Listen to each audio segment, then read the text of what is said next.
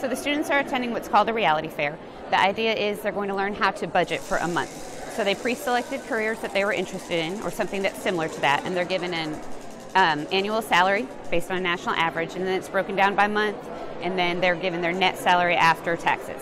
And then they go to all of these booths, and it's their job to find a place to live, decide if they're going to have an apartment or a house, get insurance, transportation, a clothing allowance, food, everything that they would have to pay for in a month, and see if they can come in under budget. In addition to all of those basic things, they also go to what's called the Wheel of Reality or the Wheel of Chance. They spin that wheel and something happens that might be a good thing for them that month, or more than likely it's bad. They might get a speeding ticket, or they had to get a cavity filled or something, and they have to include those kinds of things in their budget as well. Some will end up going and getting a part-time job to add to that, and it's just a good chance to talk to the kids about what it's really going to be like when they get out there in the real world. Well, I work for Henderson, but I'm the college and career coach for Arkadelphia High School. And so my job is to make sure that these students are prepared for life after graduation. We have 4 main objectives that we cover with this program, and one of them is financial literacy. And so this came about as a partnership with the credit unions.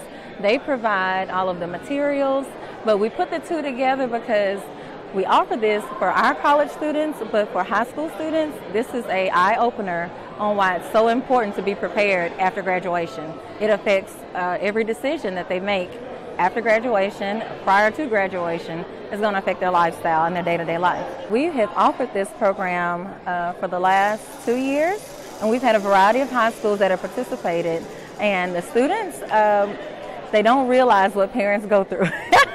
They don't realize what life is really like when their paycheck is not just to cover a cell phone bill or money for basketball games, when they have to pay insurance and taxes, or they have a flat tire, or the car breaks down. Like, they have to be prepared for those things. So this is kind of to make sure they understand the importance of saving and just being financial literate. I feel like the whole college and career readiness program, the only way a student can really win is if they are educated and they are exposed to things and prepared for them. That's the whole point. I'm going to school for law to become a detective, and I realized that the paychecks that I take home won't cover expensive the extra entertainment that I need or the pets.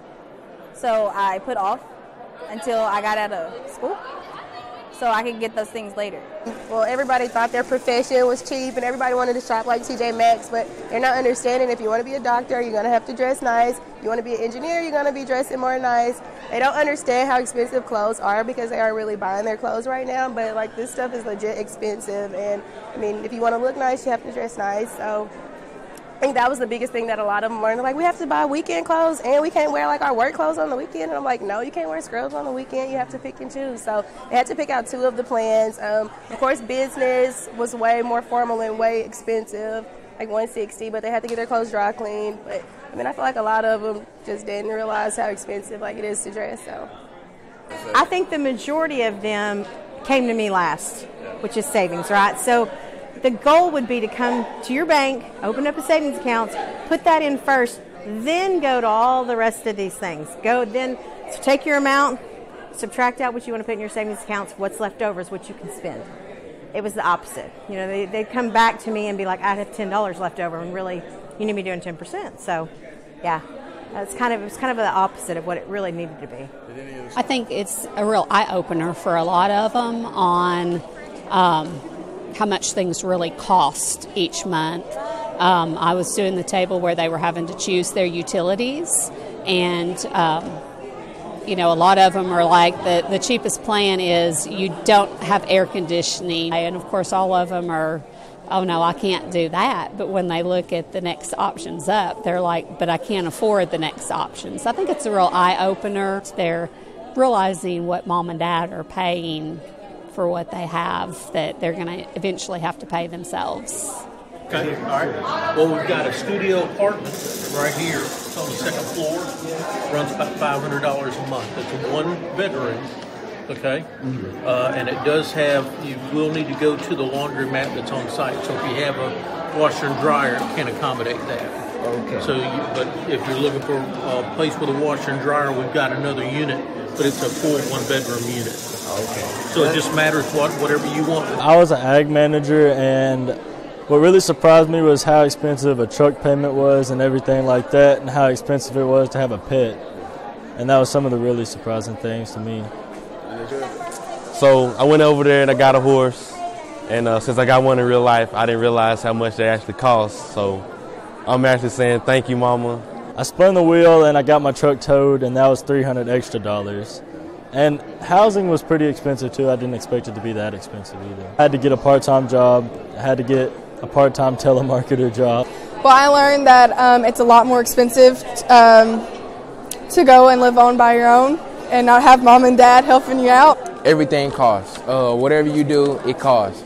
So I never really knew how much that our parents and stuff go through. So kids, appreciate your parents because they go through a lot. Because they have to work hard to pay for 2 cars, a house, and my food and their food and everything else like that. Well, I've learned that this is how my parents, what they deal with, and how life is going to be whenever I grow up, and all the bills I'll have to pay, all the things I'll have to buy. And I can tell that I wouldn't say it's a struggle, but it's just something that you got to get used to because it's not always easy. And you just got to have the right job, right mindset to do the right thing, and you'll have a successful life. Be more practical. Don't try to get the best of the best. Just try to live within your means. Don't try to live out of your means and then overwork yourself. Buy the things that you need, not the things that you want. I learned that I'm probably going to have to start saving now and here or pretty soon if I want to be able to have some kind of fund later on in life.